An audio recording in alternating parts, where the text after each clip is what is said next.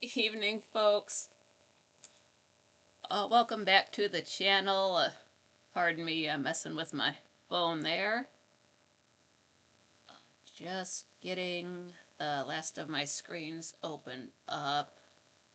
Of course, I'm on YouTube, but I always keep my Twitch chat room open when I'm doing these.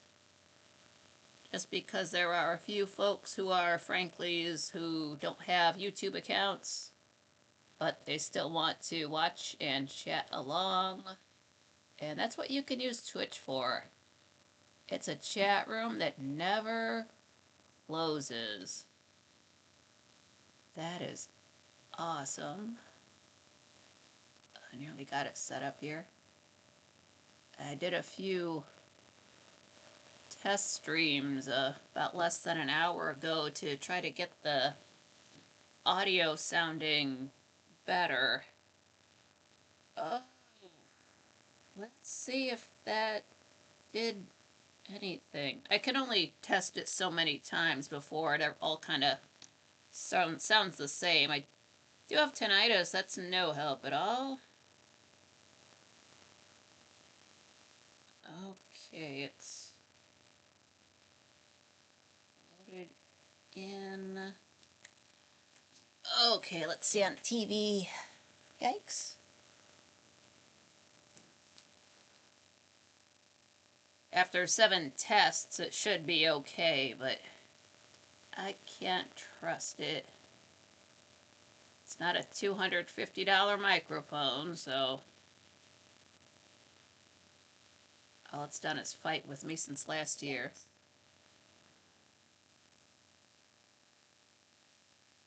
After 7 tests, it should be okay, but it's not giving me that echo thing. So I was just trying to get that hiss out of there. As much as I'm cool with old movies, other people are not.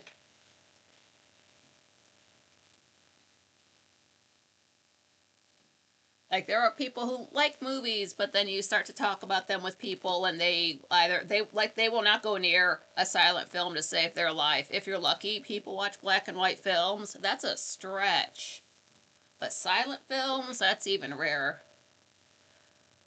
Okay, and what's up to Thomas Collins? And Patrick, how's it going? Thomas says, good to see you.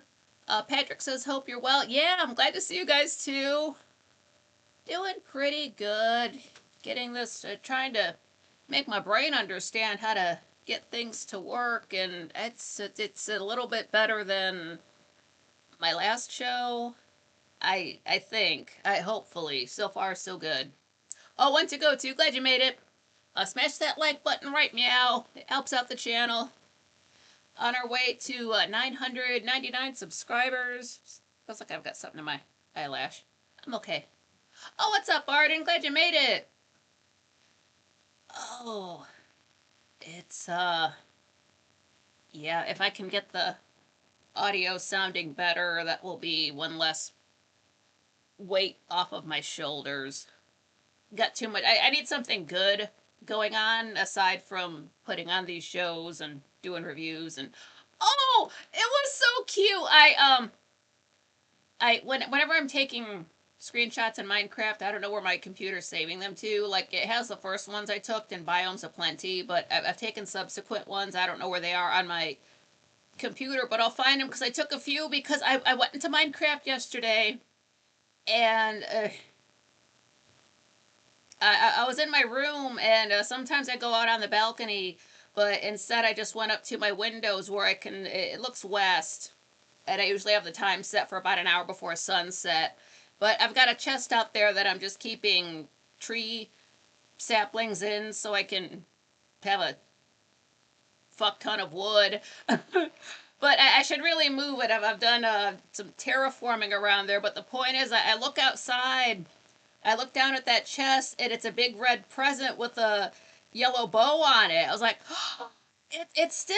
So I run downstairs where I have a lot of barrels, but then I ran down into my basement where I have chests. And it's rows. It was like a whole row of presents, a hanger, a left, rows of presents on either side. It's cute. I was taking screenshots. I go into my kitchen. I've got a chest on the floor, and I've got green carpet, and a big chest is green, so it was the same color green as my carpet almost. So that it was cool to see them blend in. And then I hop outside where I've got a big chest and then a little chest on top of it filled with dirt, so you can see both the kinds of presents.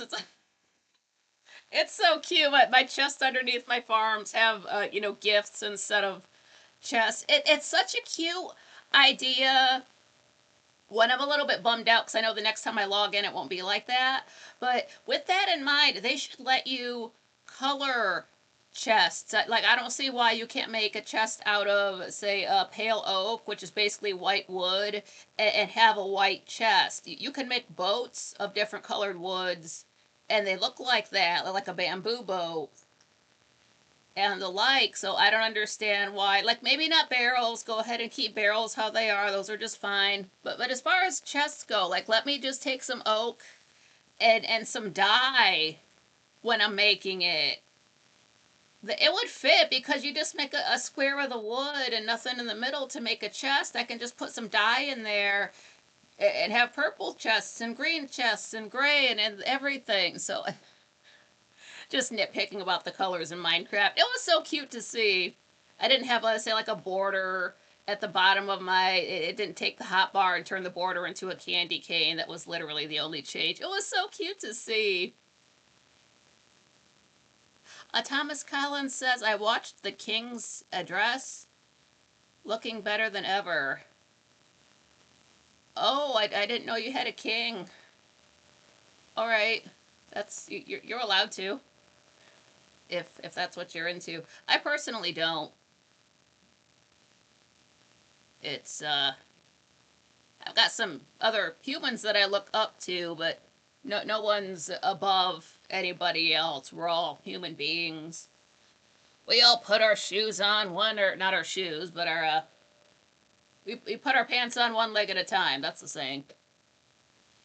Um, well, first you said I watched the king's address, like you went and sat outside of his house and just stared at the numbers, like, yep, those numbers aren't going anywhere. Oh, is it Saturday? It's weird. It feels like I don't know what, because I never know what day it is, but this says it's Saturday. Oh, it's today is M. Valbiro's birthday, so next time you see her, just wish her happy birthday. I don't think my dad has any kings either. He's hmm. His dad is still alive. That's what he said. His mother's passed. R.I.P. I don't know when. Uh, Apparently cancer just runs marathons in his family, so if anybody dies, it's from cancer. Ugh, pardon my nose is a bit drippy. I think it's the cold air. It finally got colder outside. It got down to 0. And that's gotten it cooler. And then tomorrow's supposed to be 14 and then drop back down into the negatives. Oh no, my dad isn't Willy Wonka. It's Gray Still Plays, like the shirt. He's my internet dad. I don't see why that man can't have 8.5 million subscribers by my birthday, but he's earned it. I wonder what he's going to do when Grand Theft Auto 6 comes out. Is he going to buy it right away and start playing it? I don't even know when GTA 6 is going to come out. I'm not following that. I'm certainly not planning on buying it, so it's whenever. It's like when new movies come out. I'm not really in the market to see any new films. I don't care about any new films coming out. So I will watch a bunch of reviews about a film. I've watched a whole lot about. Do they have? I swear I saw The Shining on Tubi. I've never seen it, but I've watched so many reviews and theories about The Shining. It's been all spoiled for me, but I'm sure I'm still gonna like the film. I saw the parody of it on The Simpsons back in the day. Oh, Lisa Gray, what's up? Yeah, you're right. There's a king and a royal flush. Yep, you got me there. I want to go to quoting, if you let this man go, you are not Caesar's friend. Whoever makes himself a king speaks against Caesar. Ooh, damn.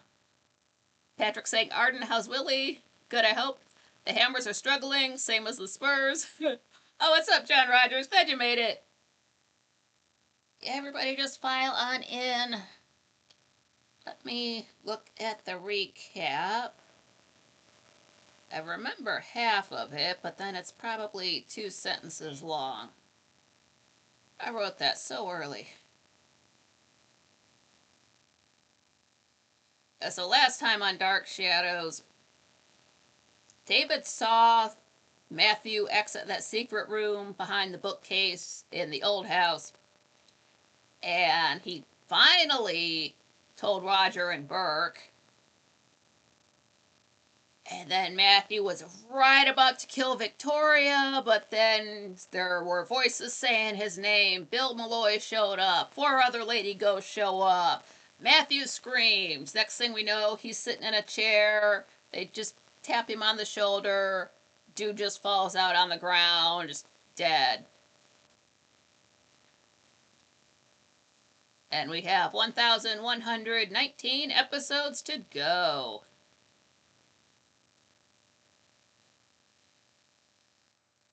A link in the description for Dark Shadows on Tubi and Internet Archive. Also for the shirt, it's at GrayStillPlays.com. You can't see it. It does say, plus the camera's cutting me up. It does say Gray Still Plays right across the today part, but it's so light gray you can kind of see it there.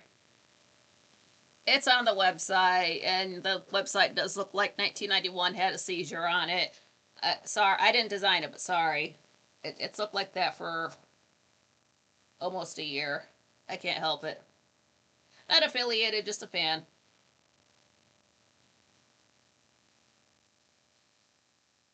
Episode 127. This aired December 20th, 1966.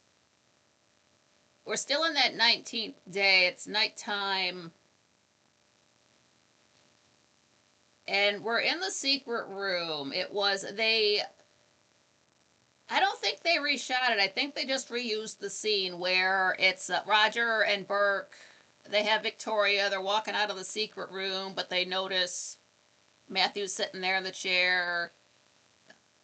Roger just barely touches him. Dude falls out on the ground, and they've seen enough, so that they get out of there. Oh, what's up, Modus? Oh, Lisa Gray says it's the hubbies and my anniversary on paper today. Sitting here with you for a few before I set the table for an early supper. Guess he's a keeper. Yeah, it's after a decade or so. Like, oh, I guess you're not going anywhere. Your stuff's everywhere. So, and we sort of have the last name, so same last name. That's awesome.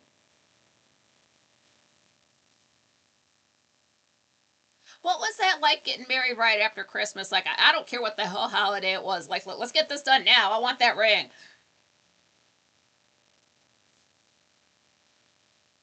Well, save on decoration. Who the hell cares? Christmas tree, wedding tree.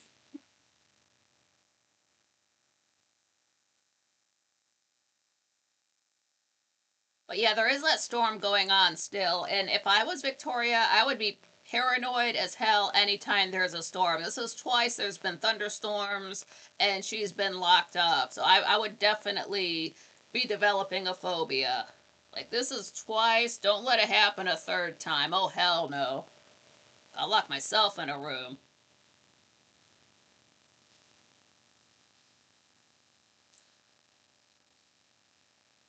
Oh, nice. Modus said he's smoking the fattest.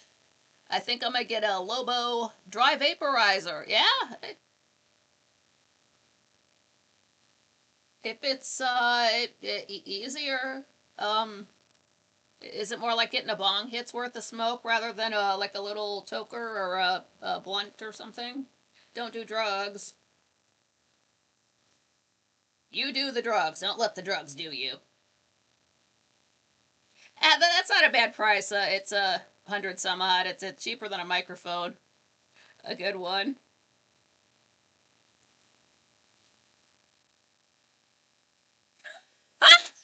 One to go to says, blame the nuptials on the eggnog. LOL. That's cute. Got that Christmas Day buzz still going on. $144. Ouch. Dude, you can just buy an ounce and a half for that. I guess. I assume. I wouldn't know. I don't buy drugs. Anyway, we're in the Collinwood foyer. Liz has her hair down. Mind you, it's way late at night. Roger had sent David up to bed, so we know it's getting on in the evening. But Liz has her hair down. It's about shoulder length. It's got this like wave to it. Don't think about my hair when you think about Liz's hair. But she's wearing this light colored bed dress. It's a 3/4 sleeve, so down to there. Ties at the waist. And she heads right for the phone, and she's already kind of frantic before she said anything. But she calls the cops, and she's saying that David just told her that Matthew has Victoria at the old house in a secret room, and Roger and Burke went out, but they haven't returned. Bring everybody.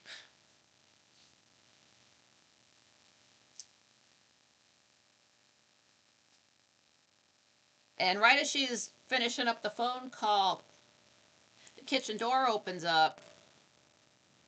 Her kitchen door. And it's Mrs. Johnson coming through, and she's wearing she's got her night robe thing on that's plaid. We saw that in the first time she was at the house. She walks up to Liz like, "Did I hear right?" Liz like, "Yeah." It's like, "Oh, we won't see Miss Winters again outside of a graveyard." Mrs. Johnson, she's got a bad feeling, and she hasn't felt this way since the night Bill Malloy died. And that kind of creeps Liz out.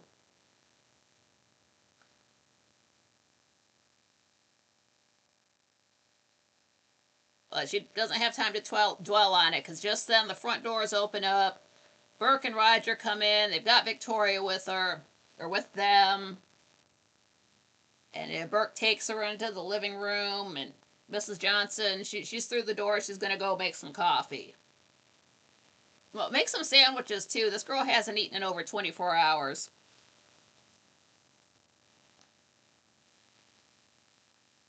Oh, Patrick says, "I was looking for you last night, but I wasn't on." Don't think so. Yeah, it's, as much as I'm starting to think about I want to do Friday shows, I don't know. I want to, as much as I want to get these done sooner, I've got to watch the reviews first, and I'm only up to 147, 148, in the middle of 148, so I would just feel more on edge. Or I could just do a whatever show on Friday. Maybe I'll put up a poll and see what people say. Oh, Arden says, "Oh, we're getting to the parts of Dark Shadows I've actually seen." Oh, cool. Lisa Gray, yeah, Mrs. Johnson sensing something. Ooh, yeah, she would know. She seems to end up spending a lot of time by herself.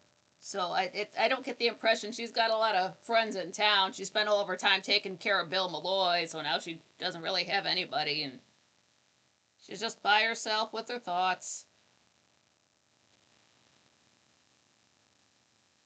But now they're all in the living room. Burke and Victoria are sitting on the sofa. Victoria's closer to the fireplace. I'm sure she's freezing. And Roger's letting everybody know that Matthew nearly killed Victoria, but now he's dead. They just found him there, and they don't know how he died. And Roger says, "I need a drink." I know that's right. But Roger offers Victoria and Burke both a brandy. They say yes, so he's over there pouring drinks. And Victoria says, "I feel a little faint." Yeah, that's from fasting. Been scared and stressed out for more than a day. You need a big meal and a good sleep. This is just me thinking, has Frank Garner been waiting at that bus stop this whole time? Just sitting there waiting for each bus, seeing who comes off, staring everybody in the face. Nope. Waits another hour, another bus. If this was a comedy, we could jump cut to that, but it's not a comedy. It's everything's played seriously.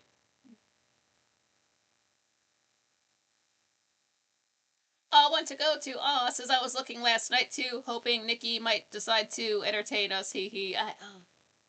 Damn, I was too busy running around looking at those presents in Minecraft. I'm trying to build a road.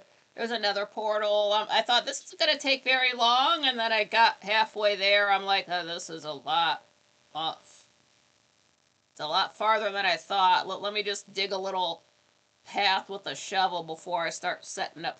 There's so much jumping. I'm just putting half slabs so I don't have to jump, but it goes all the way up and all the way around and then down. It's got a twist, and I just like, what the hell did I sign myself up? Building on this damn continent. You know, if I can get... I really am worried that if I do Minecraft with this, it's going to mess up my settings for when I'm live, and this already stresses me out enough, but I think about that. I'm not the best player or anything. I'm new at it, but it's fun. If you have an extra 30 bucks, get you some Minecraft. Java edition. Thanks. That gives me the idea. We'll put up a poll and sometime see if folks want Friday shows. Oh, Modus Sweet says I just checked silver. I'm up $15,000. Sweet. Do you give out loans that people don't have to pay back? So super chats. No, I'm kidding. I'm kidding. Anyway, Liz tells Roger that she just phoned the cops because David woke her up and snitched on himself. I'm sure he had to tell Liz absolutely everything. So Roger says, what are we going to do about that boy? Liz says, we'll discuss it later. I'm more concerned about Victoria. And Roger did the same. And thanks to David, she could have had her head chopped off. And Victoria's like, I don't want to think about it. I don't want to talk about it right now. It's just, Roger, sorry. But she says, I think Josette saved me. She showed up and told me not to be afraid. And then Matthew came in to kill me, but something stopped him. He went into the other room and he screamed. And she's just so frazzled and jangly now. Liz takes Victoria upstairs. Like, come on, you need to lie down. Hoda says I'm embarrassed. Oh, don't be. Now they're out of the room. Roger says he thinks Victoria imagined the ghosts. Burke says Matthew looked like he had been scared to death. But they were alone.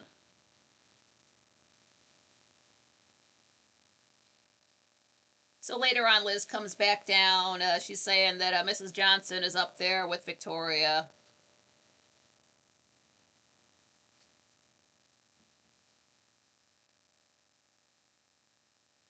And then Burke tells her that the sheriff showed up and Roger took him over to the old house. So Roger's out of the house right now. But Burke asks if he can go upstairs just to say goodnight to Victoria. And Liz says yes, and she thanks him. Then she says, how fond are you of Victoria? Or how fond of Victoria are you? And Burke right away stone-faced. That's a personal question. And it's none of your business. Liz says, Victoria and Carolyn are my business. Leave them alone. Burke says, why do you think I would listen to you? So Liz says, I think you're attracted to Victoria. I saw the way you looked at her tonight. Can't deny that. So Burke, sure, I like her, but that's as far as it goes. Falling for an orphan governess is not in my plans. If we didn't know better, he would be very convincing right now.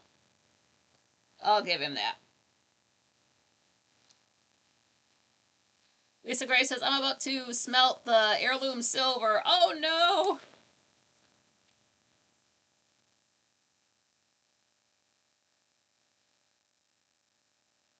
Turn it into a pen.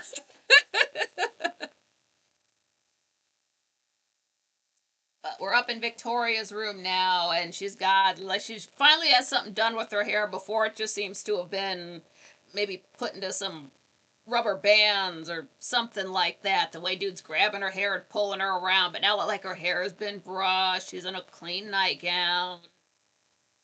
Sure, she's starting to feel better already. But Mrs. Johnson is telling her that, oh, Mr. Devlin, he must be fond of you.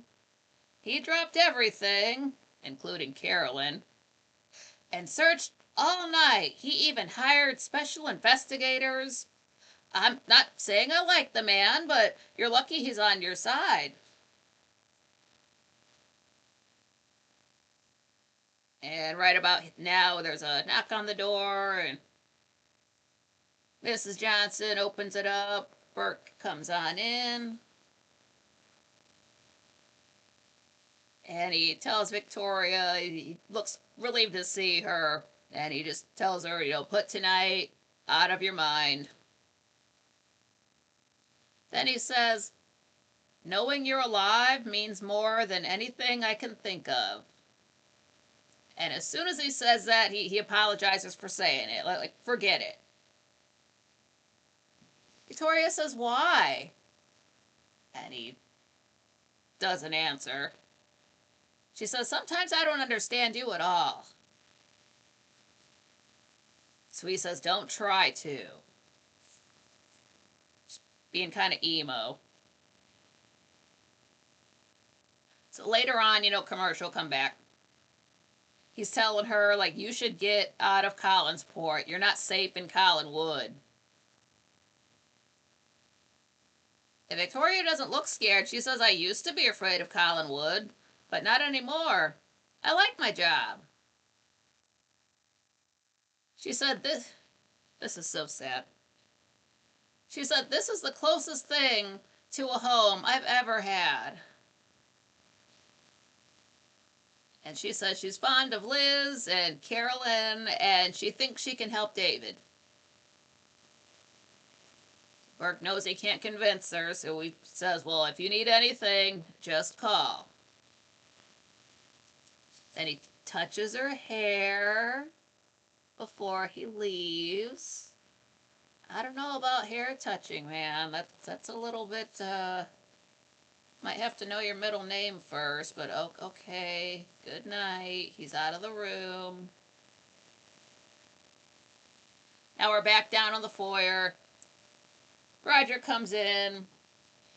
And there's that bench on the far wall back there. He takes his coat off, his wet coat, and it's made out of wood, and he just drapes his coat on it. It just, I have to, hopefully you got a good finish on that wood, because that coat is soaking wet. Oh, hell no. But he just does that like it's nothing. Then he says to Liz that he took the sheriff took Matthew's body to the morgue, and there isn't going to be an inquest. So Burke says, why? And Roger says, you're still here? Says the doctor says it was natural causes, and he was just shocked into a heart attack. So Liz is like, well, what could he have seen? Roger says, I don't know, and I don't want to know. And David is weird. David certainly is weird. He's got his little kid moments, and then he's got his psycho moments.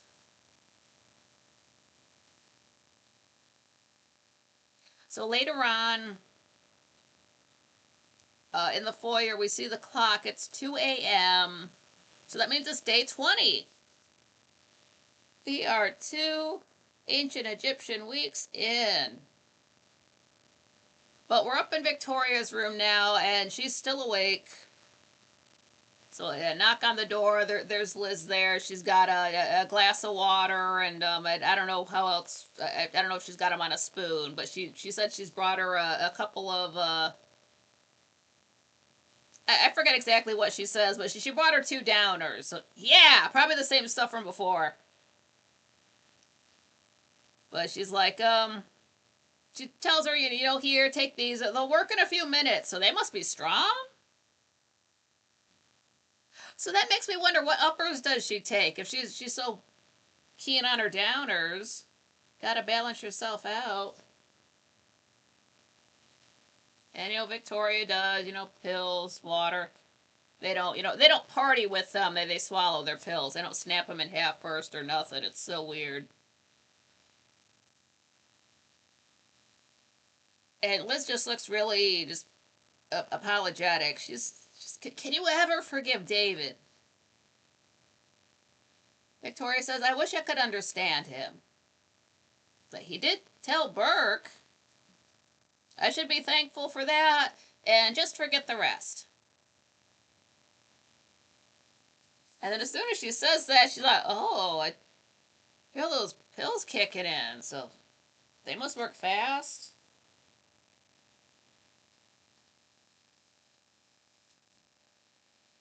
So she says, do you believe that I saw Josette? And Liz said, yes, I do. So Victoria, mind you, she's starting to get a little bit loopy from the pills, but she looked like me. More than that portrait of her does. Maybe she's my ancestor. Listen, that would make you a Collins. Just unlikely. Now we saw that ghost of Josette. That's why I pointed it out. It was some lady dressed like the same as Josette in the portrait, but there was this literal cloth. Like we could see some hairline and some forehead, but like above the eyebrows and down, there was no face. It was covered up. So I don't know where Victoria's getting this. She looks like me from. But okay, sure, whatever you say, girl. You're only tripping on downers. I believe you. But then Victoria asks if Liz has ever seen a ghost. And she says no. But her great aunt did as a little girl. Apparently, she got lost on some deserted part of the beach in the middle of winter. And it just so happened that a man was out on his fishing boat, out of season, in a place that never gets fished. And when they asked him about it, he just said he felt the urge to go out that day. And then her great aunt saw this woman in a long white dress. And she told her not to be afraid. And at the time, she thought it was Josette Collins. So Victoria says, then I did see her. And she's laying back in bed, so she's just kind of like she's feeling good by now. If the pills kick in that fast, she's got a good body buzz going on. But Liz just tucks her in, like you just go to sleep. Like you're exhausted and you're on downers. We'll talk about it tomorrow. She doesn't say that, but Victoria's window's open, and that storm is over. No more thunder, no more rain. But if I just spent over 24 hours in a cold-ass room, I'm not going to really want... Maybe you would want the window open. She hasn't had fresh air in that long. It's cold outside. Why do you have the window open? Whatever. Go ahead.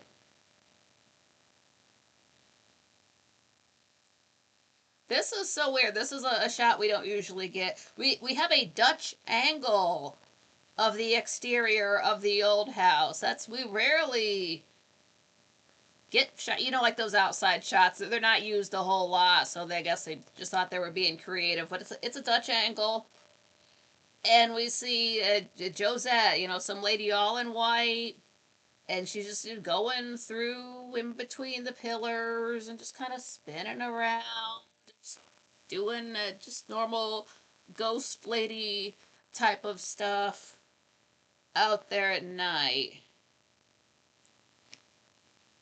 And then we see the clock in the foyer for the credits.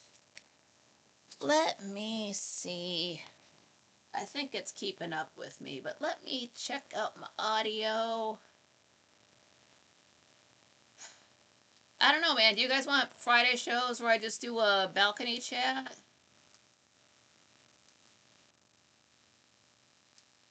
I think it would be fun. I think I'm trying to talk myself into it.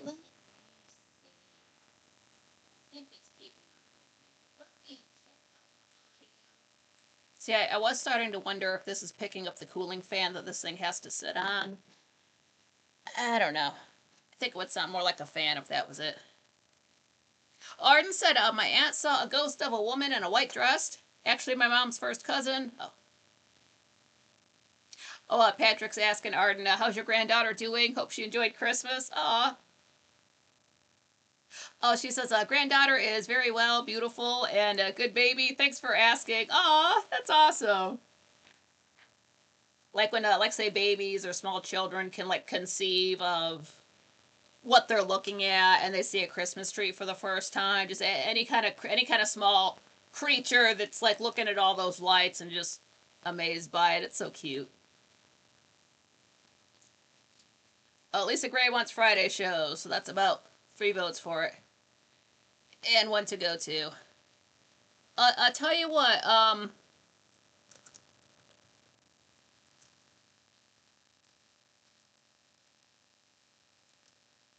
Here we go. I'll put a 1 in the chat for Friday shows, a 2 in the chat for no Friday shows. Let's see how that goes. So I do kind of miss just talking and just kicking it and talking about whatever. Brian says, what's up? But he says, miscellaneous Friday chat show is a great idea. Yeah, because I do miss doing balcony chats and just talking about whatever. Or just, trying to find something to talk about. Because I can't talk about myself. Nothing, not too much good is going on. Gives you more of a chance to talk about Minecraft and random stuff. Or you know, I'm keeping up on the new Madonna album that's going to be coming out. Alright, so episode 128. This aired on December 21st, 1966. It is still day 20. It just turned over to the new day last night. So we're day 20. It's morning. And we are in the Collinsport Inn in the restaurant. Maggie looks so cute with her hair clipped back. She never has a bad hairstyle. I just don't like when her hair gets kind of 70s later on. I like her bangs, but she never has... I don't think Maggie ever has a bad hair day. But Joe comes in and he grabs a powdered donut drink. Or do whatever you want. Donuts! Donuts are one of my favorite characters on the show.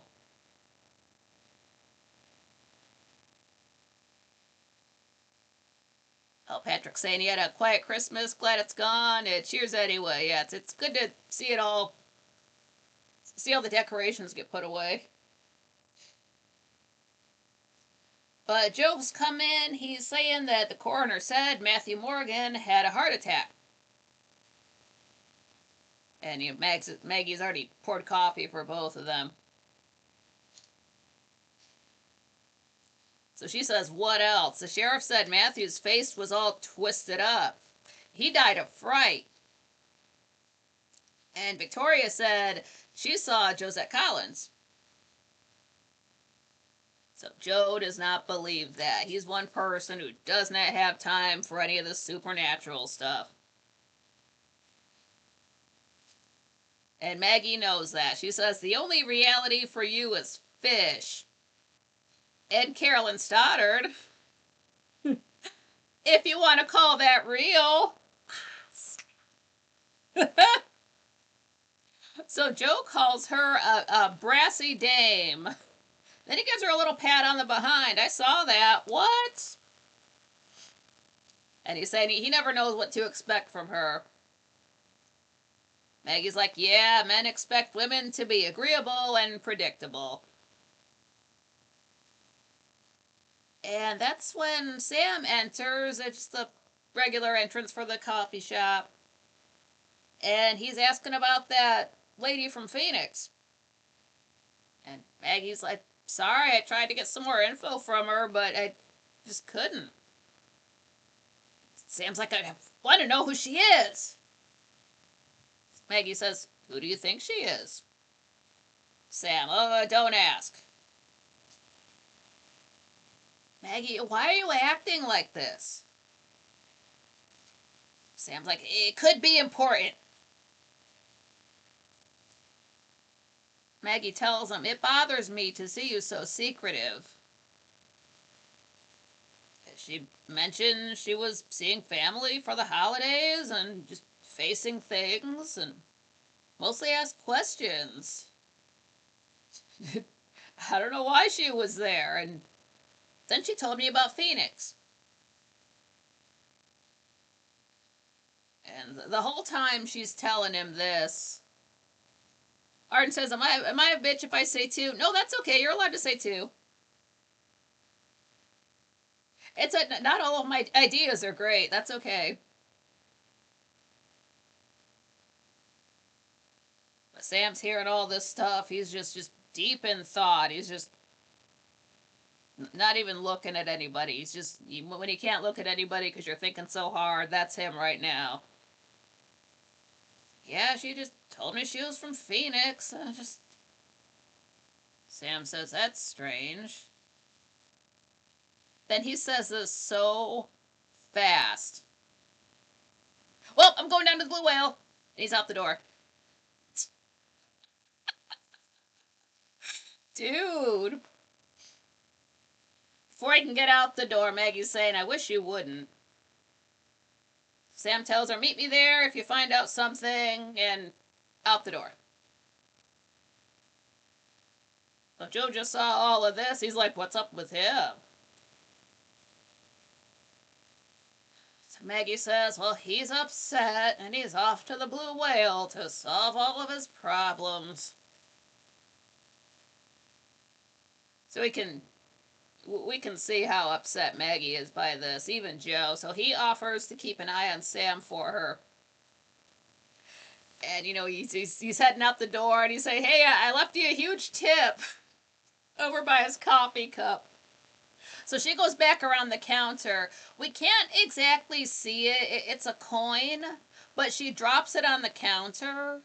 It sounds like a 50-cent piece. If you've ever had to work with money and you get used to the sound of coins hitting the floor, so much so, like, that's a nickel, that's a quarter, that's a penny, that's a dime. So this sounds, bigger than a quarter.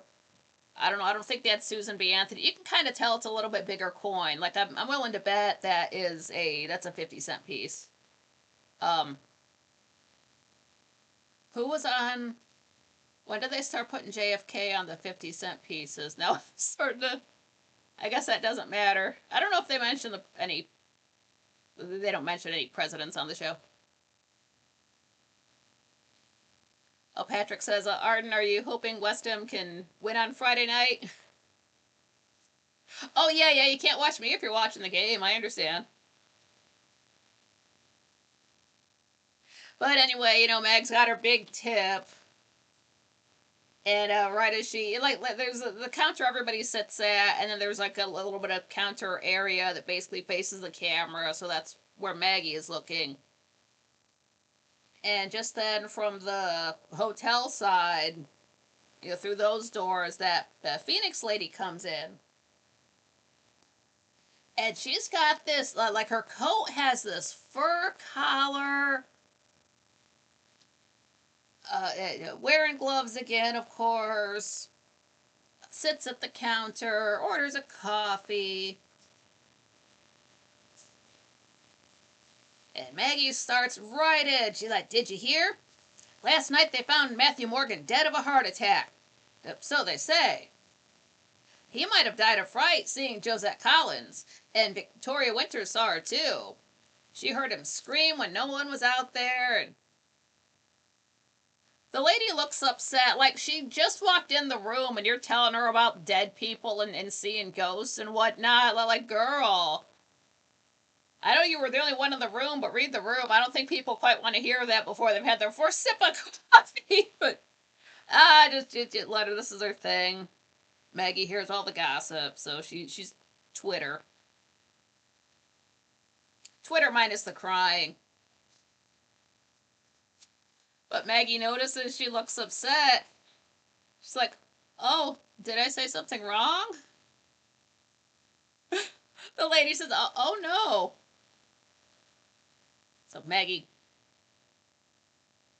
I don't know, maybe she realized she shouldn't have gone so hard on the spooky stuff, but she quickly changes gears. She says, "I bet it was good to see your family." The lady, "Oh, well, I haven't seen them yet." Maggie says, "Aren't they expecting you?"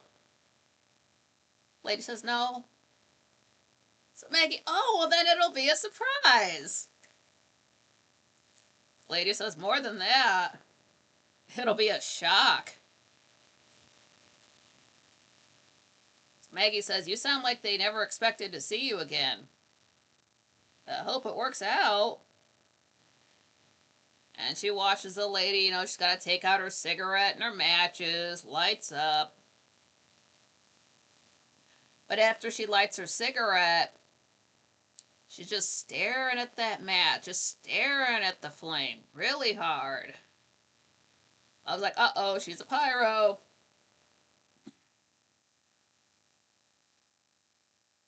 She sure does smoke a lot. But Maggie says that she looks familiar. And the ladies, "Oh, well, you couldn't have been more than in your early teens when I left."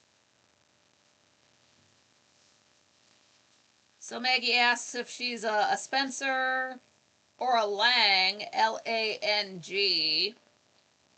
Asterisk on that last name. But the lady says no, she's not from either of those families.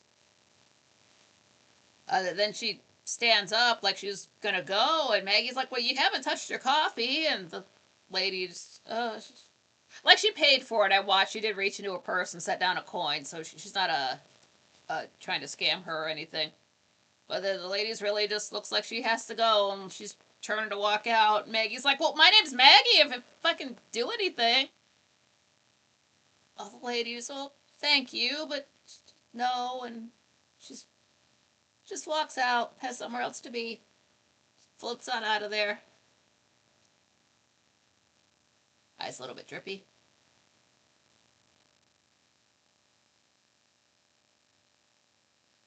Arden's wearing her West Ham t-shirt today. Heard Wally yelling while watching soccer today. Oh, Patrick says they're really struggling at the moment, but I think they'll pick up soon. How long does football season last? Is it the same as American football as far as the season goes?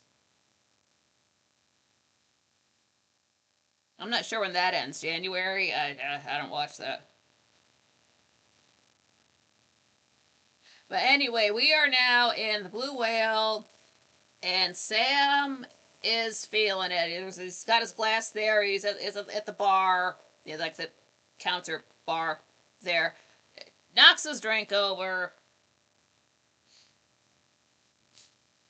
And like I said, dude is toasted. When I first watched this, I thought, like, what, it's been 10 minutes? How could you have gotten that drunk in 10 minutes? I was wrong. So Sam's like, "Oh, look at that. Oh, you apologize to the bartender. Just what a waste of the country's natural resources. Spilling and dropping drinks. Like, kind of people who order drinks and don't finish them. That's disgusting. You're a good kid, Joe, but you don't drink enough." And he kind of stumbles back from the bars. He's got to, reach into his pocket, a cigarette, matches, lights up, says, "Where's Maggie?" Joe says, "You've asked me that 8 times. What's wrong?" Sam just things are catching up with me, and sometimes the past stares you in the face and you can't see the future. He plays drunk so well, like with the stumbling, he slurs his speech at just the right time. Like if you didn't know this was an actor acting, you would really think like, yo, this dude needs to slow down on the liquor. But just then Maggie comes in, so it's not been 10 minutes. It's literally been her whole shift. So it's later on at the end of the day. So that's why he's that drunk. But then again, he has been in there all day drinking.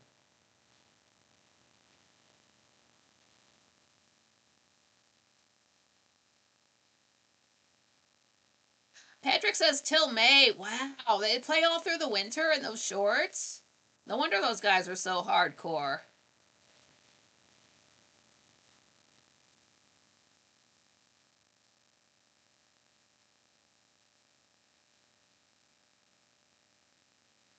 But Maggie comes in, walks up to Sam, and Sam just wants to talk to her alone. So Joe takes the hint, heads back over to the bar. Maggie says, "That wasn't nice."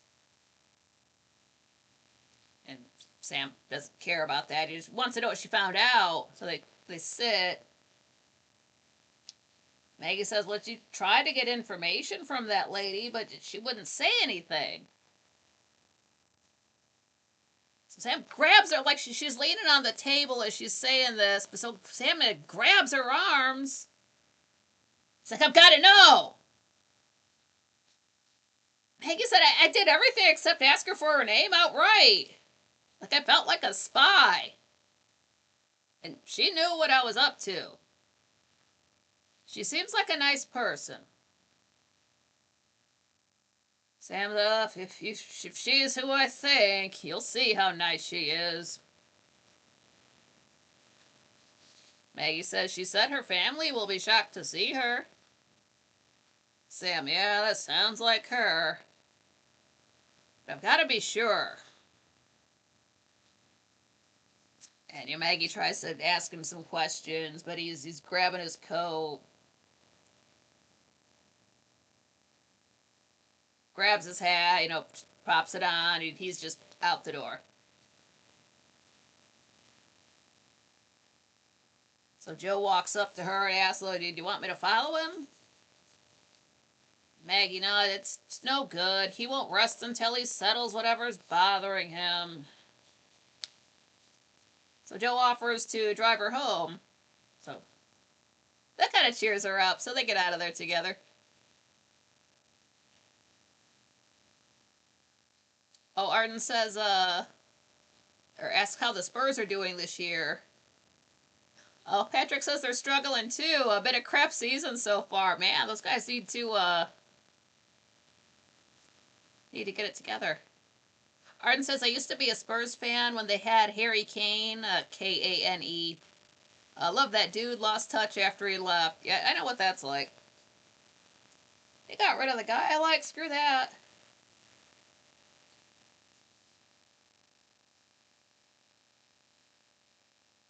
So we get an exterior shot of the Collinsport Inn at night. It's Sam walking up to the lobby door, goes in. So inside the lobby there, he's, hollers for Mr. Wells, and no answer, nobody's there. But the registry book's right there, so he goes right over to that, flipping through the pages, reading down, it flips another page and sees a name he recognizes, goes right into the phone booth. And as he's, busy dialing, he's, holding onto the phone. In the back, we see the door open up, and that Phoenix lady comes in and just goes right up the stairs.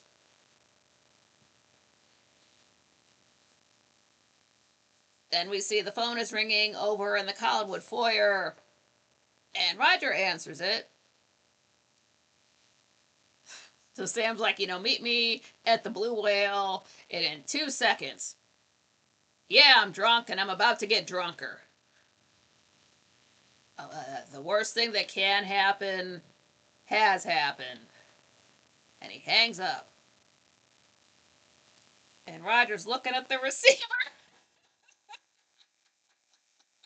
It's bad when you gotta look at the phone, like, what did I just hear?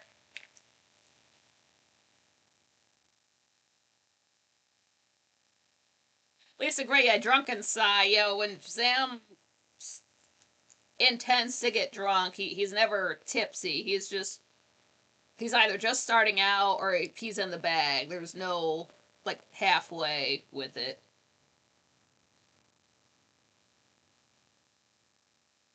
In the Blue Whale, there's some old guy sitting at the bar. Like, he has no lines or anything, just some old guy, but he's got a cool hat. So, somebody to talk with the bartender, something like that.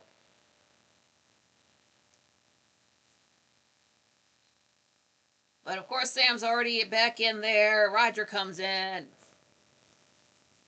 Sam's like, hey, maybe you can help me get drunker. We're gonna be like brothers. Roger is not on it. He says, are you gonna tell me what you want or pass out first? Sam's like, I want to be as close to passing out as possible when I tell you this.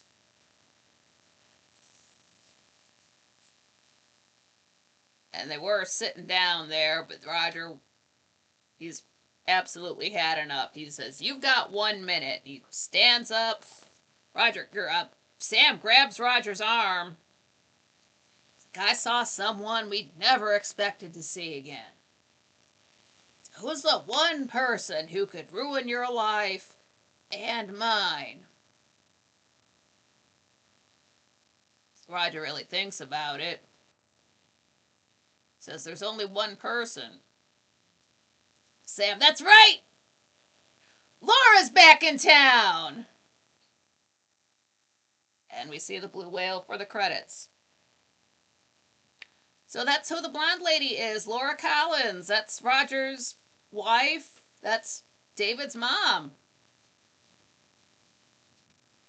I don't have to call her Phoenix Lady anymore.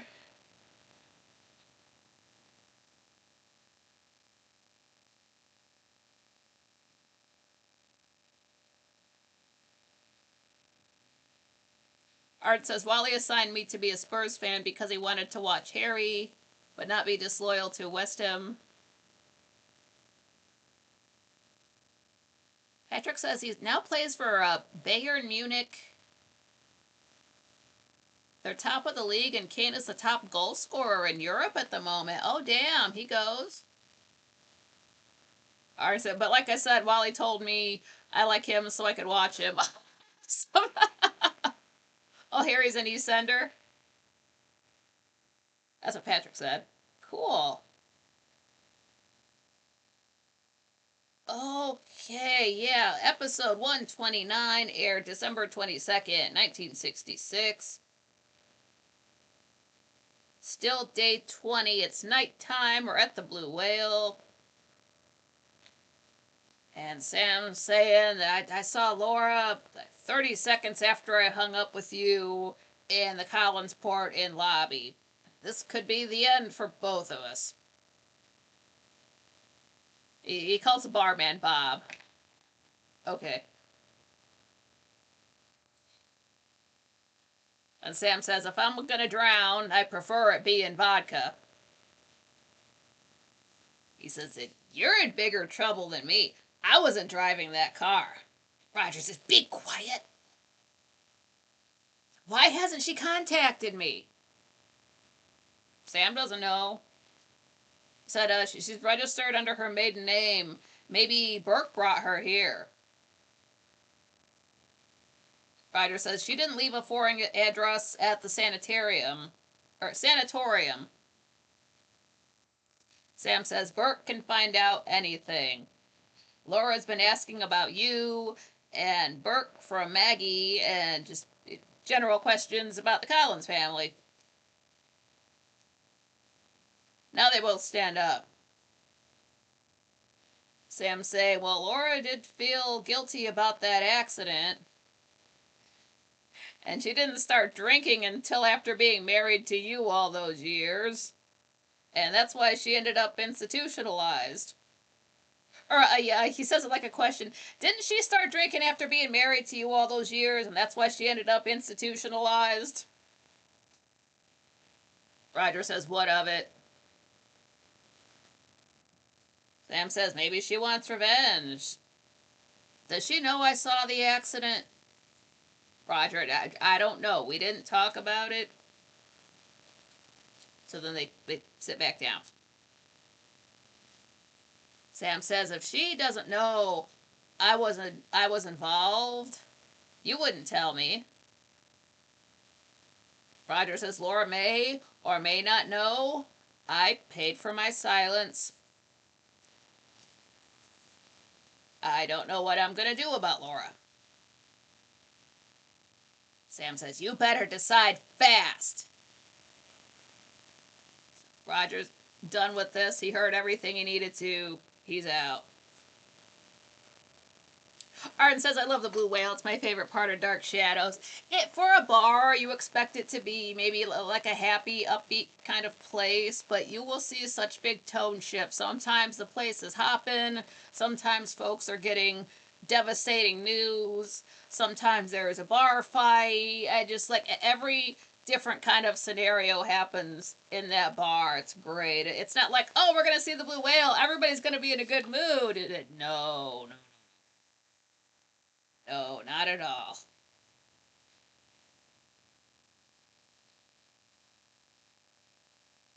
So over at the Evans cottage, there's Joe's dropping off Maggie, and she offers Joe some of Sam's brandy for a nightcap.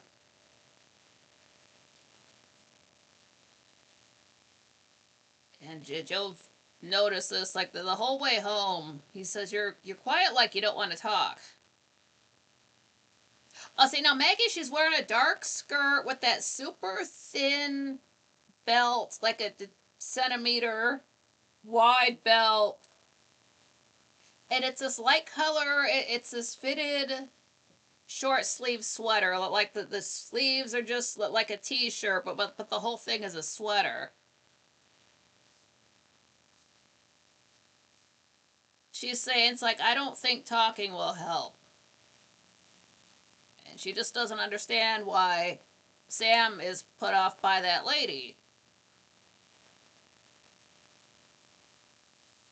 You just kind of going over it out loud that Joe doesn't know this stuff, but that lady lived in Phoenix, and she's from Collinsport. She has family here and some connection to Sam. Like, if they were just friends, he wouldn't have asked me to get information on her. He'd ask himself. And he acts like he's afraid of her. Joe's like, oh, well, what is she like? Maggie's, she's pleasant, quiet, a little bit odd.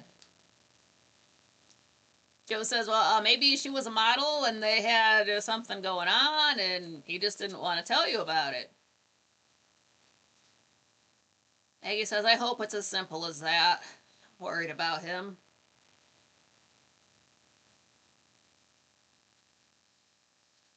Over in the living room. Where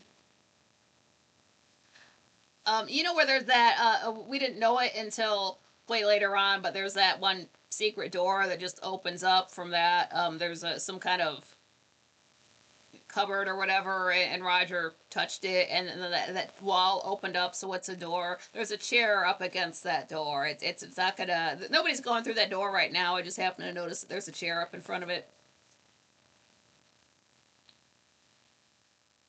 But Roger comes in, goes to the phone. He starts dialing, and then he just hangs up, pours a drink, and just knocks it back. So then Liz comes in.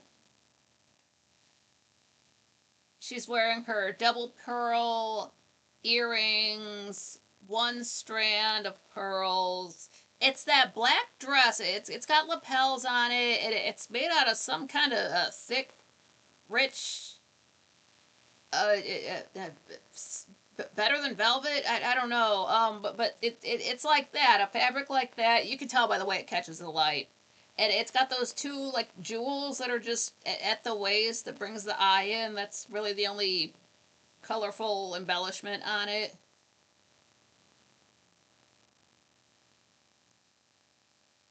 But Roger's saying that Sam called me to the Blue Whale. He had news. You might want a brandy. Liz says, get to the point. Roger says, Laura's back. Liz says, why? Roger, I don't know. Sam saw her at the Collinsport Inn lobby, where she's staying, under her maiden name. Well, there's one way to find out. So he goes back over to the phone, calls the Collinsport Inn, asks for Laura Murdoch.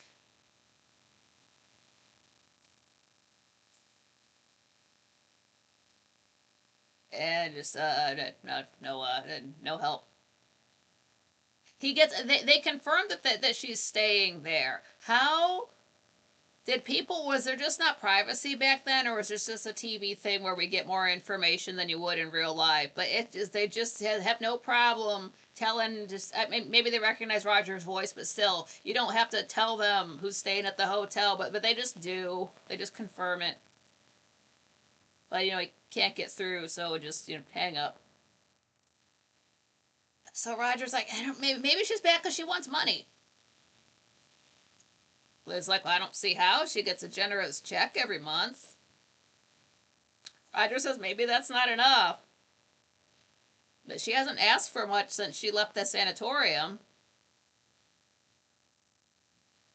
So Liz says, do you think she wants to see David? We don't know how sound she is. Roger says if she wants to see him, let her. Liz says, you may not love your son, but I do. Seeing her may be bad for David.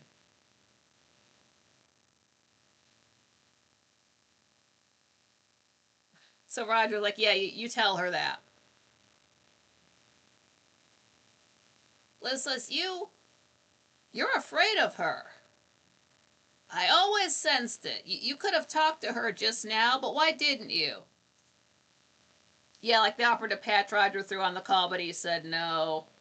So Roger's actually a little bit nervous. He's like, well, it's too late to talk to anybody now. And besides, she should have contacted me first. I don't know why she's back. Liz says, well, I won't let Laura upset David's life. I don't care that she's his mom. I'm not sending the first DM. She should. Over in the Evans cottage, Maggie's asking about Joe's boat just to, take her mind off of Sam, and Joe knows that. But Sam comes back in and just heads right for the bottle, pours himself a drink. Maggie says, don't you think you've had enough? There's Sam. Enough? What's that?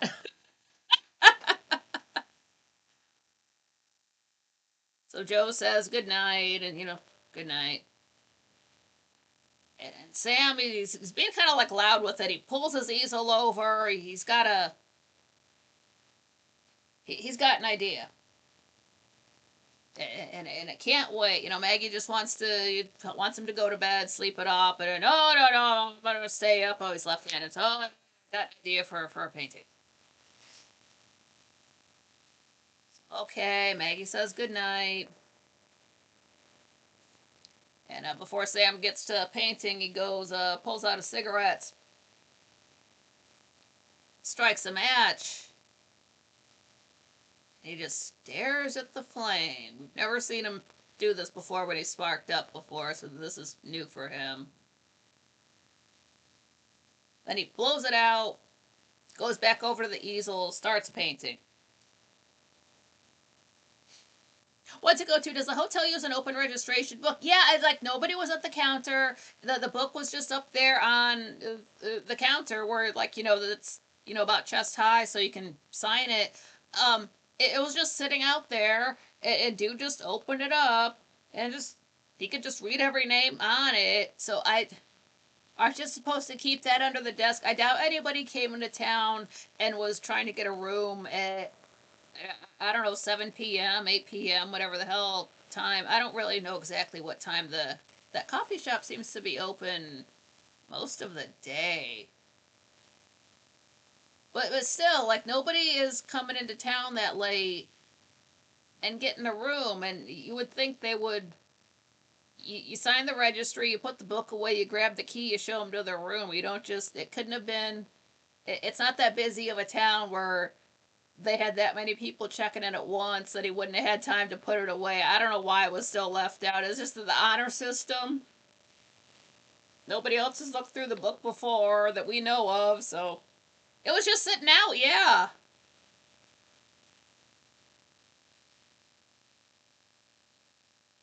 So now it's the next day. It is day 21. It's morning. We are in the living room, and Roger, he's just hung up the phone. He was he had called the Collinsport in for Laura. She's out. He's telling Liz this, and he's saying it's unlike her to be up so early. She used to sleep until noon. Yeah, she was probably hungover.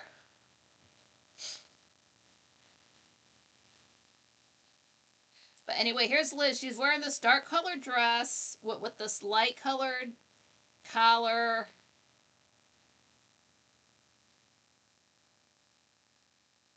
And the collar and the cuffs are this like it's the dress looks like it's basically black, but then it's got this like when the collar kind of like folds back over, but that part that's folded over that's like a white shiny type of soft fabric, and then it's got the same on the cuffs that white, so it's even in color I believe it's black and white.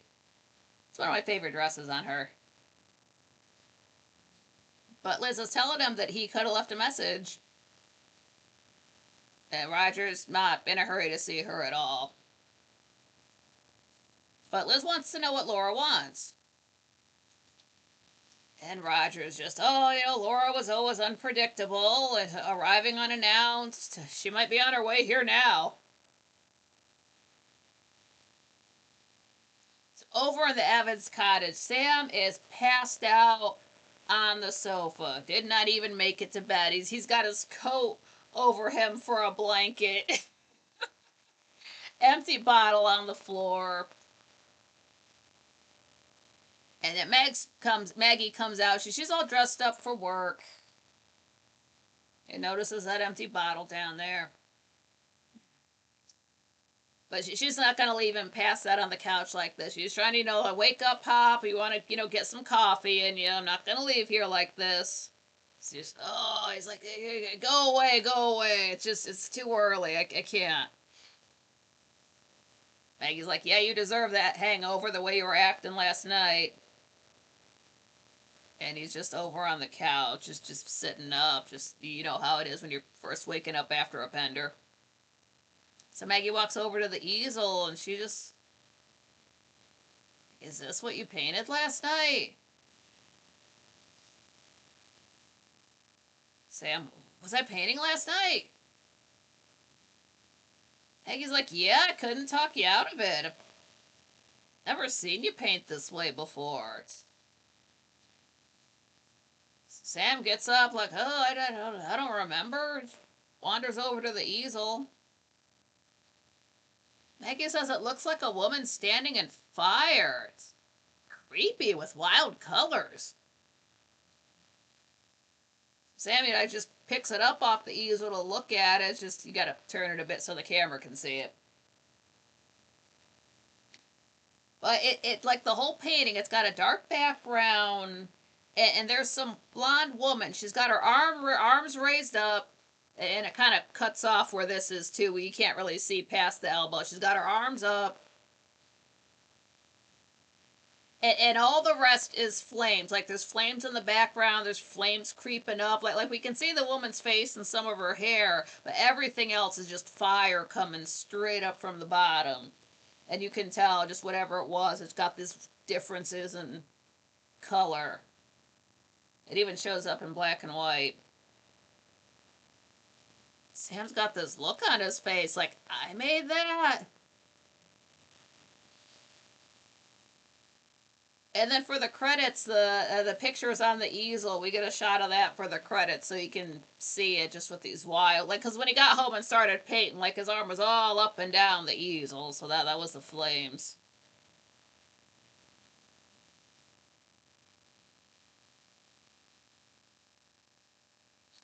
Check battery. Guess that's why if you check into a hotel, you should use your maiden name or fake name. It's John Johnson or David Davidson.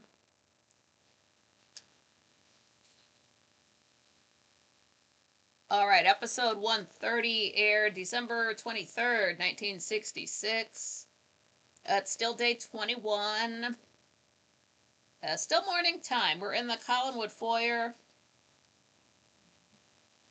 And Mrs. Johnson hears Roger phoning Collinsport in, asking for Laura Murdoch.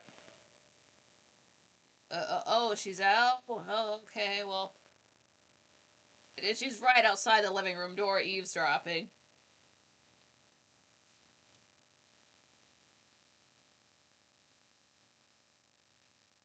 Roger's telling Liz, oh, Laura's still out. Unless she's there and not answering. Liz asks, why would she do that? Roger says, how would I know? She was nuts the last time I saw her. Liz is saying, like she's been out for a minute. Just every time he tries to call, she's not in.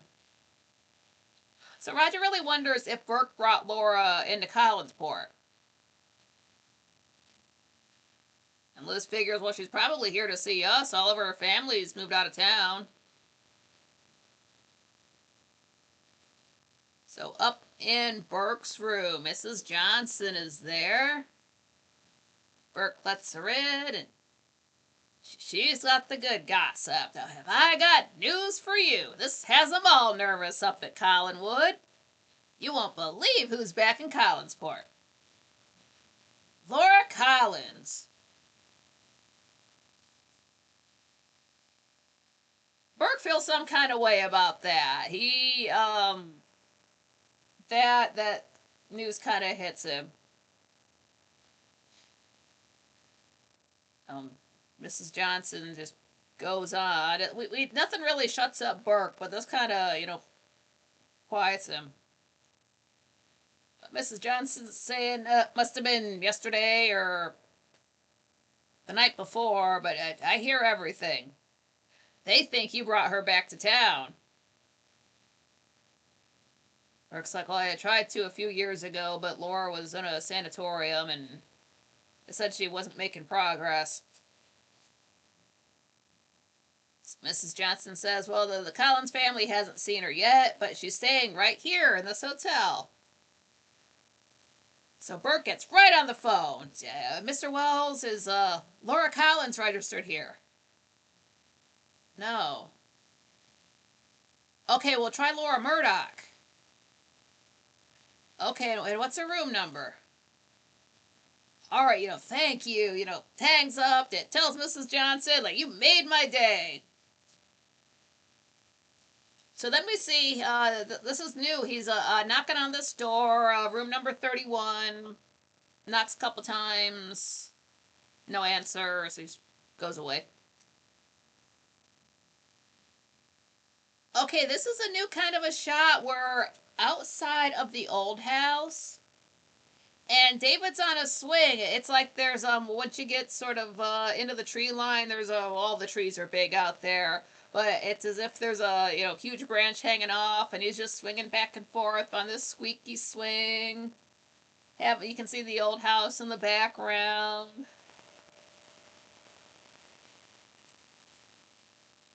And then we see Laura standing in the woods watching David.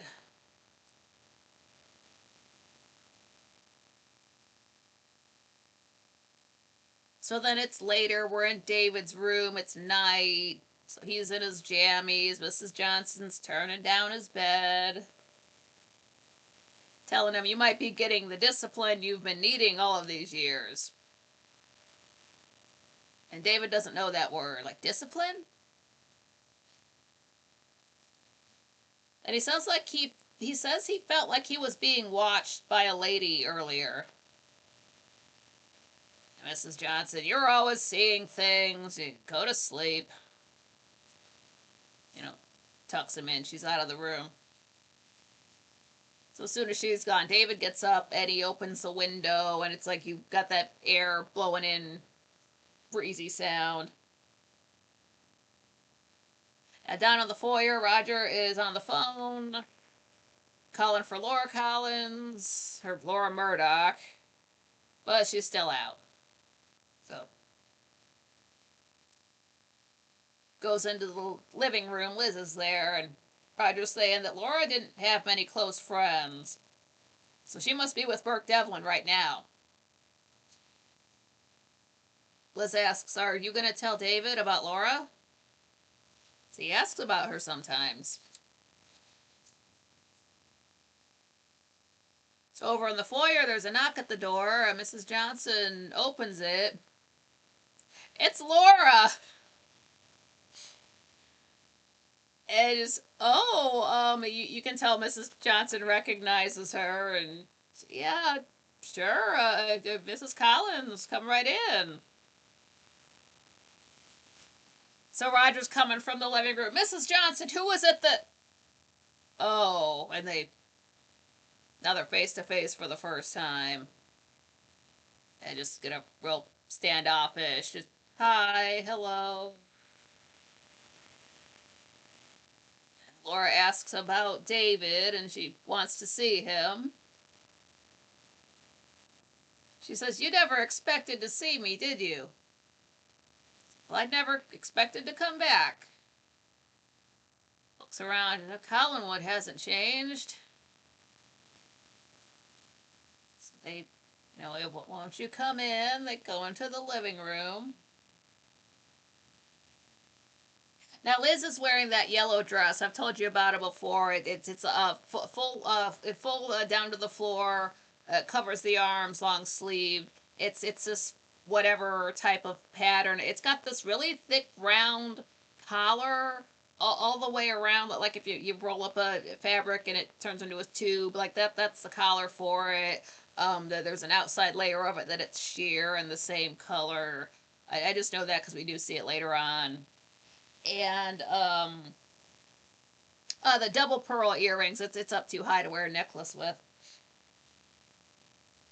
But Liz is like standing up, like they come in, they kind of just when you hold hands, like it's so good to see you again, and I think she's kind of being genuine. Liz really doesn't seem like a mean person. Like, "Oh, come on in, Laura, come sit by the fire." And Laura does. She said they have this thing where it's sort of like this low bench that wraps around the fireplace. It can't be like it wouldn't be comfortable to sit on for a long period of time. It's just to sit there and warm up. But like that's what she sits on, this little low bench thing, and she just stares down into that fire. Oh, pyro. Saying how she always liked that fireplace. And Liz agrees, like, I almost always have it going. So Roger offers Laura a drink.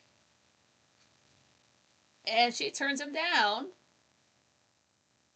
Actually, she's on the wagon. She doesn't drink anymore. Okay, good for you. And she goes on to say, well, she's never been better. She's been moving around since she got out, but now she's settled out west and plans to go back. And she admits that before she made things hard for everyone, and she feels bad about that. But the sanatorium helped her figure out what she wanted, and she wants her son. She wants David.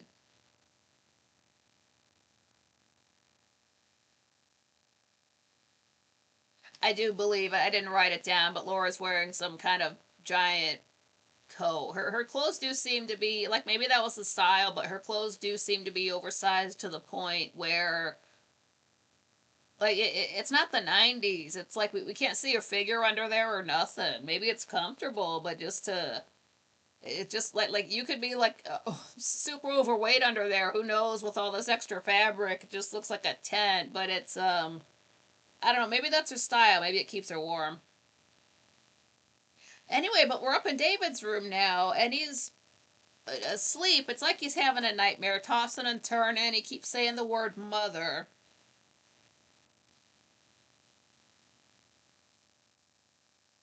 So back in the living room, Laura's saying that she's realized what she's missing in her life, and that was David.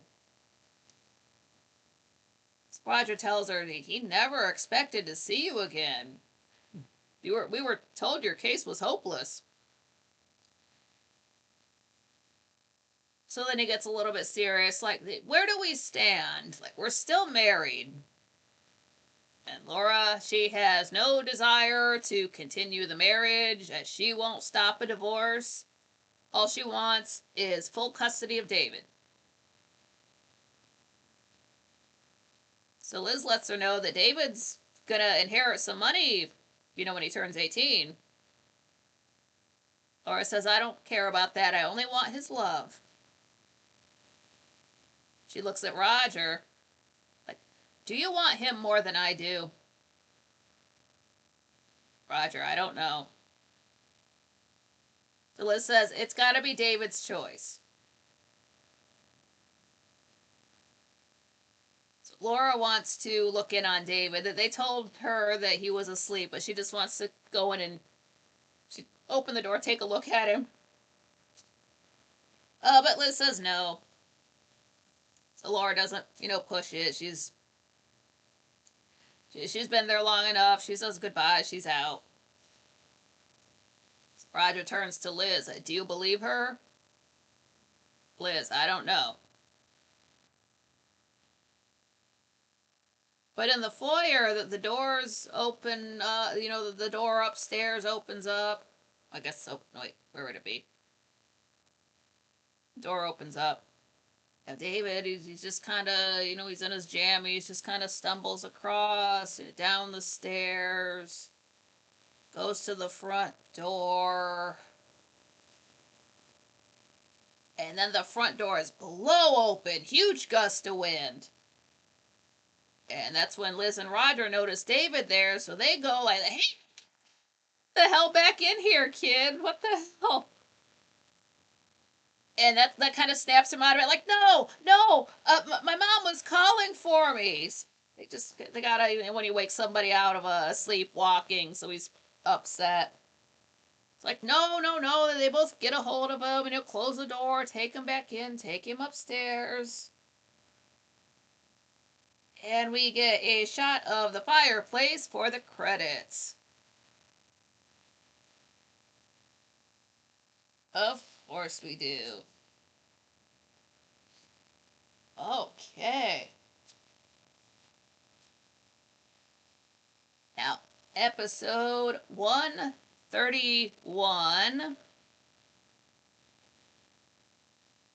There is no episode 131. I don't know why. It seems like they get around a holiday and they get confused because I want to say before it happened around Thanksgiving. Right now it was December 23rd, and then we come back on December 27th, so everybody just had too much of a good time to keep track of what number they were on. So maybe that's why that happened. I don't know. It's just wonky. If you want to go look up something about it on the Dark Shadows wiki, yeah, it won't sync up. But anyway, episode 132. This did air December 27th, 1966. Hey, wait, that's today. 59 years ago.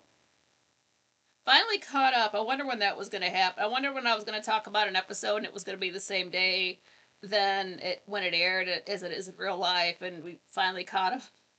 That's cute.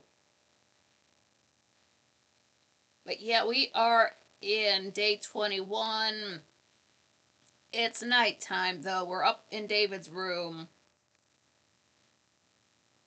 And Liz is up there with him, and David's just saying he's just had the scariest dream he's ever had in his life, and he doesn't want to go back to sleep. He's afraid he's going to dream it again.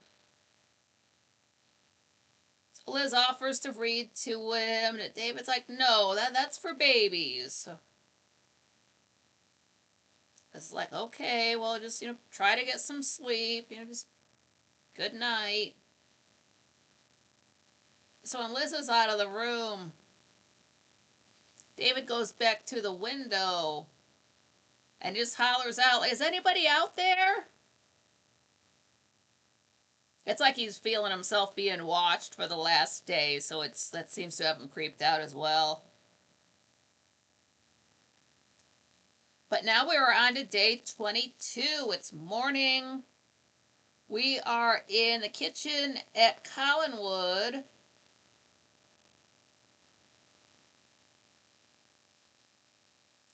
And it's got a four of them are sitting at the kitchen table. We've got Liz, David, Roger, and I believe Victoria's there. We haven't seen that many folks sitting at the table before.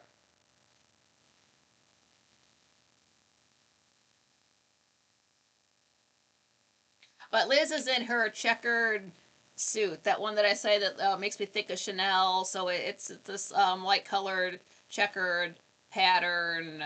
I don't recall if she has her arms through the sleeve. Before she just had the jacket over her shoulders, but she might be wearing it. And anytime someone tells David to do something, he whines to Liz. Like, oh, you need to go upstairs and finish your schoolwork. Do I have to? Yes. Aunt Elizabeth, do I have to? Yes. Anytime you tell this kid something, he's got to whine to you and then whine to Aunt Elizabeth every single time. That's just his pattern.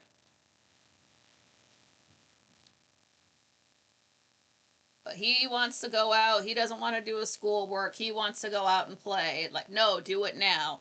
Well, I'll do it later. It's just, oh, okay, fine. Do it later. You can go play now. Just get.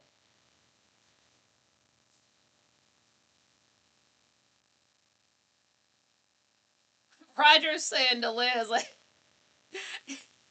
he's glad David was scared of a dream. Like, he's just happy to see his son scared of anything, I guess. Dick. Well, Liz says David hasn't seen Laura since he was 5 years old. So he's 9 now. That's a long time for a kid. Roger says, admit it. You want to take Laura's place. Liz says, I want David to learn to be a Collins. I won't let Laura around David until I'm sure she's sane. And I'll fight anyone to keep David here, even you.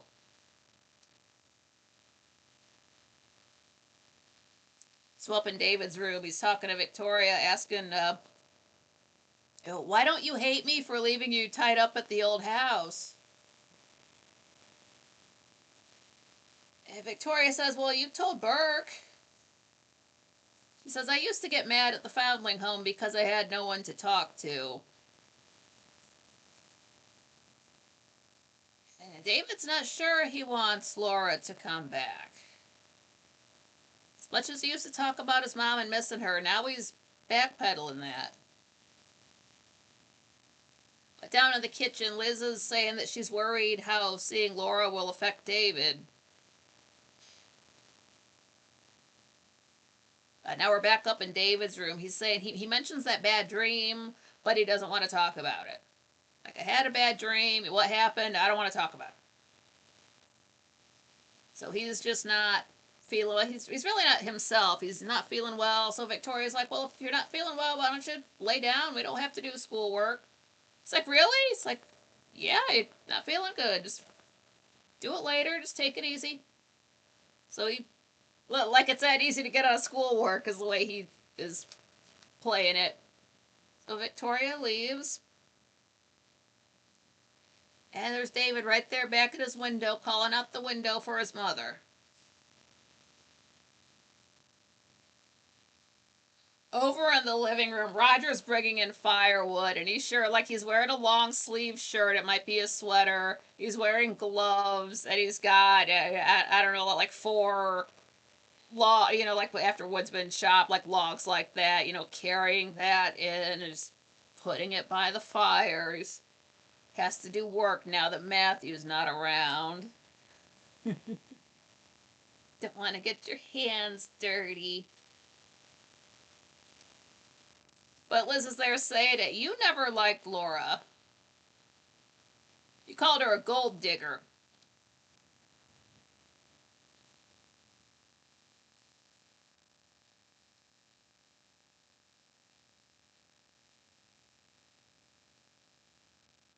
And she says that she was a flighty little girl, but now she's changed. It's like she has this quiet strength. So Roger says David should be told Laura's back so he can prepare himself for that. And Victoria's come in. She's saying, well, that she's worried about David because of that bad dream he had. Roger, pay no mind to David's dream. Actually, bring David downstairs. I want to talk to him. Victoria's like, wait, I just told him he could lay down. He's not feeling well. And Roger's like, just bring him down. It's just going to take a minute. So she goes. So up in David's room, Victoria's telling him, go downstairs. Your dad wants to talk to you. Of course, he doesn't want to. He never wants to do anything he's told. So Victoria tells him, well, you're going to have to go down there whether you want to or not. So he does. So he gets down to the living room and almost right away he's like, I know what you're going to say. That my mom's back. And he's talking about his dream. He saw a lady in a blue coat that wants to take me away. That's how I know it's my mom.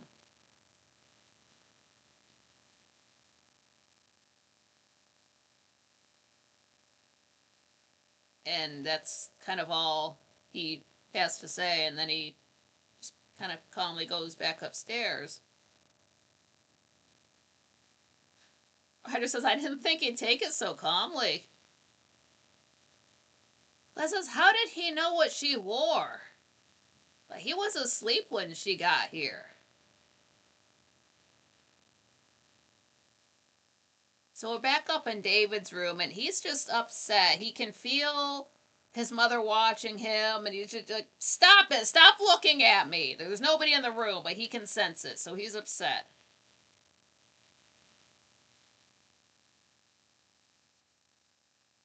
Oh.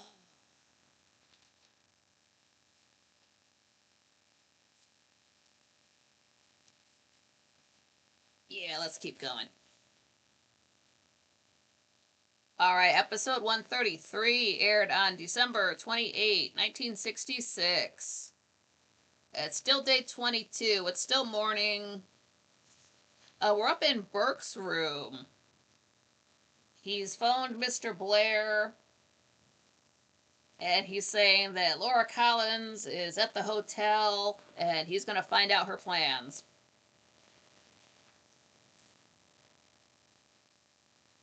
Over in the Evans cottage, the picture up on the easel, Sam's got it covered up with some fabric, whatever it is.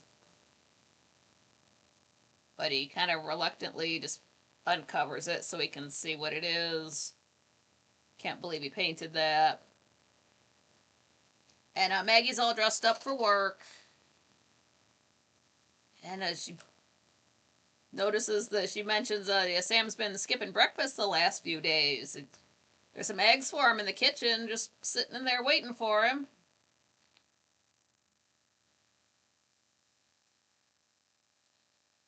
But he's just, oh, no, I can't eat anything right now. And Maggie notices something's bothering Sam more than anything ever has. And, are you upset because of what you painted? And she tries to, look at it. Because anytime, Maggie came out, he had to cover it back up again. So she goes to look, and Sam's like, no! I don't want you to see it. Maggie just, okay. Like, you've been like this ever since that lady came into the Collins Port Inn. Sam says, that's Laura Collins. Then we're at that door, that number 31 door. There's Burke knocking on it. Knocks again. No answer. So he goes away. Down in the Collins Port Inn restaurant. Donuts! Maggie's there. Burke comes in. He's, looking for that lady. Have you seen a blonde woman coming here? Maggie's like, Laura Collins? Burke, yeah. Have you seen her? Then why is she back? Maggie, I don't know. She didn't say. She seems nervous. She sits alone, doesn't want to talk or eat, barely touches her coffee. I remember you two dating when I was a kid. Burke says, I never dated anyone as exciting as her. Maggie says, you never got over her. That's when Sam comes in. Burke thinks he's got the dirt, he's got the tea, so he has to get kind of in close to Sam, like, you'll never guess who's back in town. Laura Collins. You better start sweating. And then he takes off. Maggie says, what did he mean by that? Sam, that's just how he talks. Maggie says, what does she mean to you? Sam won't say. He goes to stand up to leave, and as soon as he gets stood up,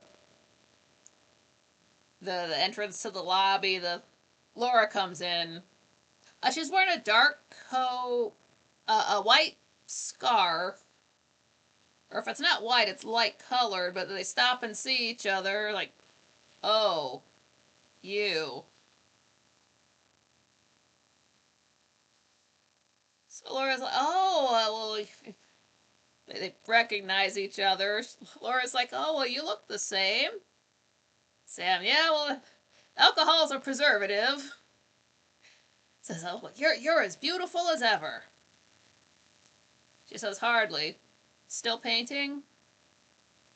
Sam, oh, landscapes, portraits on commission. Are you back for good? Laura says, I don't know. I'm back on unfinished business. Sam, well, welcome back to Collinsport. And just gotta go. He takes off. And really friendly conversation, really lighthearted, nothing heavy. So Laura sits down at a table, and Maggie comes up. Laura tells her, I remember when you were this high. So Maggie says, to be honest, I've been trying to find out who you were for days. Burke Devlin is looking for you. He said he's been waiting to see you for 10 years. Laura, oh, well, if he asks, just say you haven't seen me. Maggie says, okay. Turns around to work. As soon as she does that, in from the lobby comes Burke. A lot of good that did. And he sees her, and we usually never see Burke at a loss for words, but he's at a loss for words. And the sanatorium said your case was hopeless. I says, well, it's been a struggle to get where I am and to do what I'm doing. Burke asks, what are you doing? Laura says, what has to be done. So Burke lights up a cigarette and he's holding the match. Laura's staring at the flame. And, blows it out, shakes it out, whatever he does. So he says, I bet Roger was surprised to see you. Laura says, that's unimportant. I'm back because I know what I want more than anything. David. Burke's, oh, David and I are friends. He's the kind of son we would have had. He's like you from back in the day. So Laura says that she's asked Roger for a divorce and full custody of David. And then she's going to make a new life for them both. Burke says, you're the key to proving my innocence. And Laura, she's got to take care of her own stuff before she thinks about helping him. You can't see I've probably mentioned it before, when you open the door to the restaurant proper, you can see there's a little, teeny tiny foyer in there to just kind of step in and maybe, put your umbrella or things like that. There's a pillar, a column in there. Kind of classy.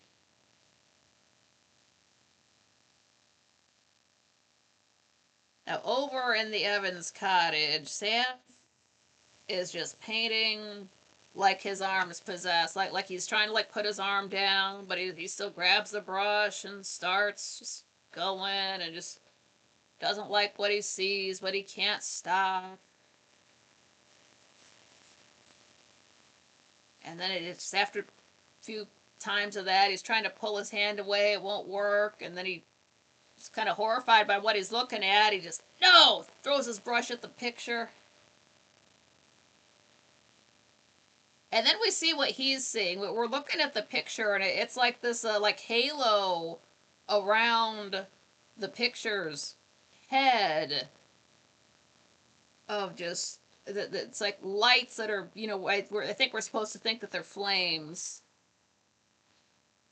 But that's just sort of like twinkling at us, at Sam. So that's as he's painting, he doesn't want to be painting this, but he can't stop himself, and he's just painting what he sees, just fire around some lady. Creepy, colorful halo effect going on. And then we see the Evans cottage for the credits.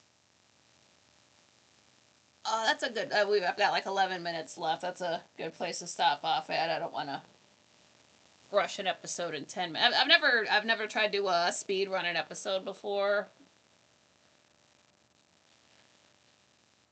Yeah, that's not enough time. So, yeah, it's bottom of the page too. Right when we think things are calming down with the whole Victoria thing, then we've got this blonde lady, Laura Collins, comes in, and what is she gonna be like? Cause yeah, she's pleasant to speak to and look at and all this stuff. She's not doesn't come off like a mean person, but her focus is David. And then there's, Sam across town painting a woman in fire, and that's got him upset. And David's having nightmares, so he's upset. So where the hell is this gonna go? I wonder how that played out. I wonder if when they introduced Laura Collins, folks had no idea who that was. I can't remember what I thought the first time I saw it. It was just some blonde lady who didn't eat and took her uppers and all this stuff and smoked cigarettes, and suddenly that's Laura Collins. That's her. The only reason I low-key knew who that was because there was a poll going on Tumblr, like who's the hottest Dark Shadows character on the show. I've got a series of videos where I was following that, but they were asking who Bill Malloy and Laura Collins and people that are not in episode 210 and later. They're like, who do you think's hotter? And I'm like, I don't, I don't know these people. I guess this one's hotter than the other one. And it was kind of silly. Like some of the options were the Collinsport Fly, spoilers, the Dream Curse Skull, like the things like that. They were like silly options, something like that. But it was mostly people, and then they went so far as to take, say, if one actor's played many characters, each one of those characters was up for to be voted on. So sometimes it wasn't fair. I don't think they should have had of the same the actors, or like if an actor's playing two characters, I don't think those should have been going head to head, but that's just how it played out sometimes. It's fine. It was all in good fun. They never did that again, though. That's sad. I wish they would do something else like that again. That was so much fun to look forward to every week. They kept up with it, but I'm glad they did that. So yeah, it seems like a lot of folks want Friday shows. We'll see how it goes. I might put up an actual like poll. Oh wait, I can't do that. YouTube can't count. I'll have to shoot a video asking if that's what people want. I almost forgot about that. Yeah, if you want to do a poll on YouTube, sometimes it doesn't let people select what they want. It will select the top option. So that's not fair. But we'll work on that. I'll think about that. Certainly Fridays are off as far as other chat rooms go.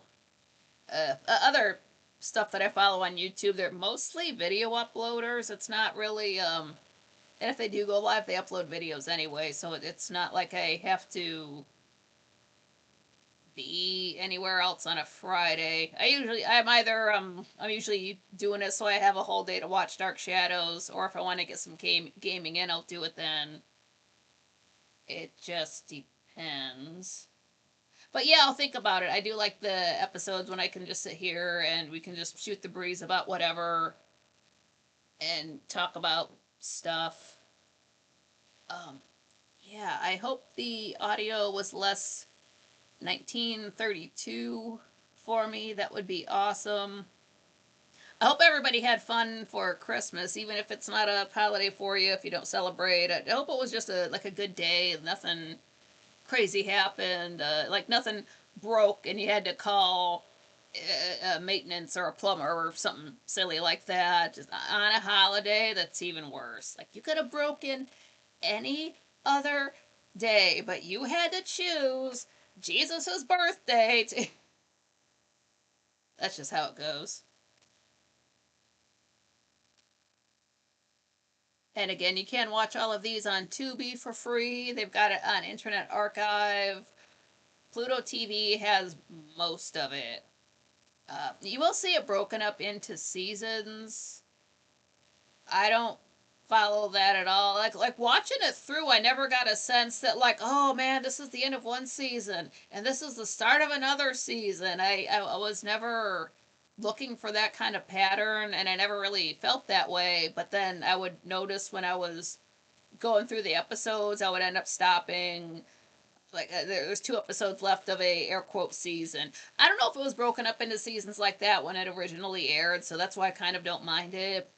You're really better off looking it up by episode number if you want to find it. Anybody talking about it online, if you want to look at the Dark Shadows wiki, that's what you want to know. Yes, they do have it listed by episode number, by season, by disc number, like I'm using, but I don't really do the season thing. It's not like watching something like the Walking Dead or Game of Thrones where you get a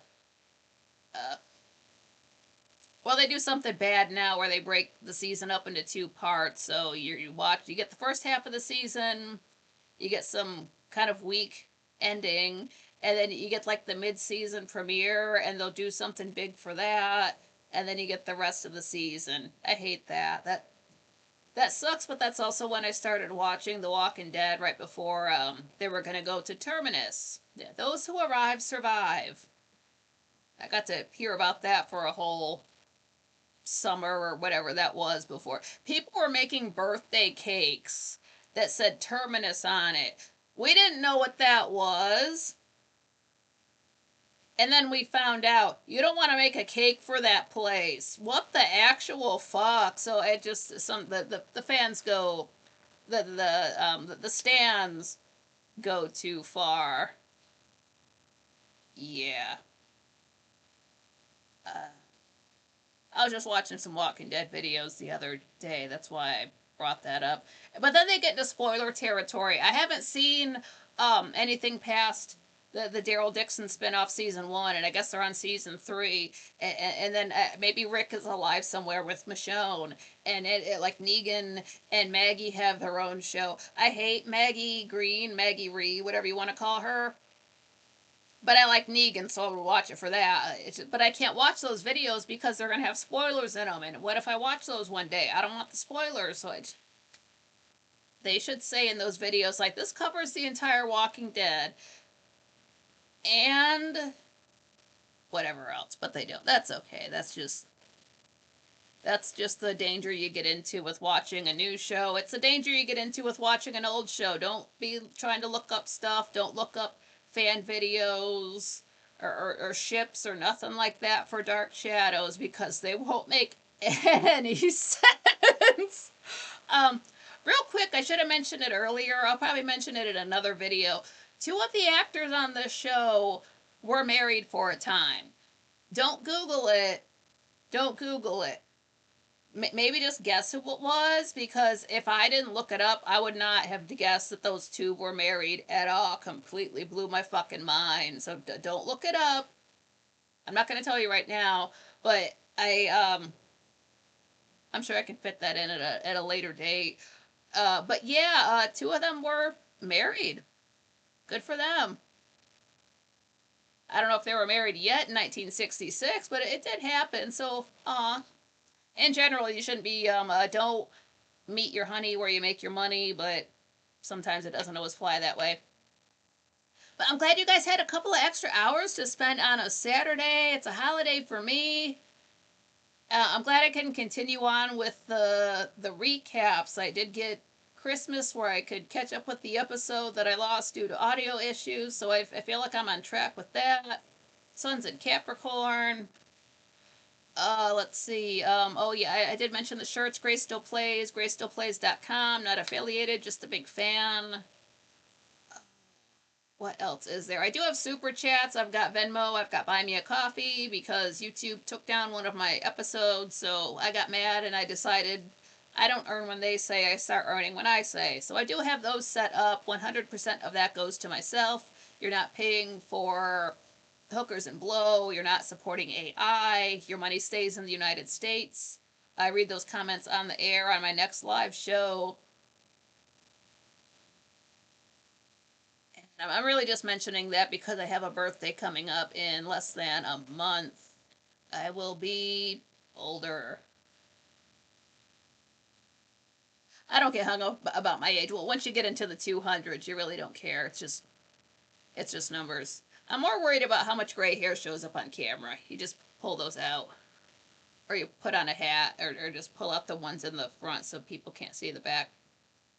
But yeah, you guys are awesome. Smash the like button on the way out. Don't forget your pants because we have to go to some shows next week.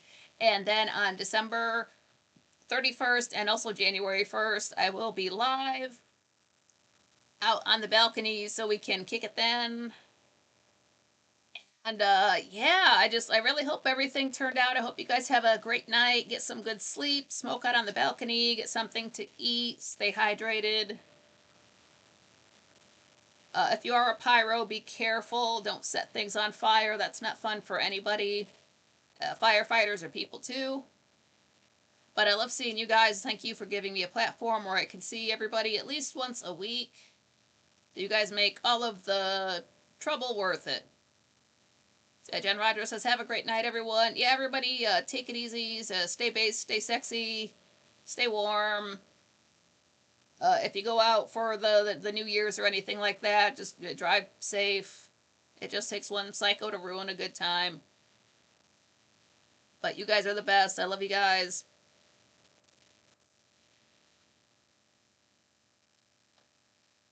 Until next time.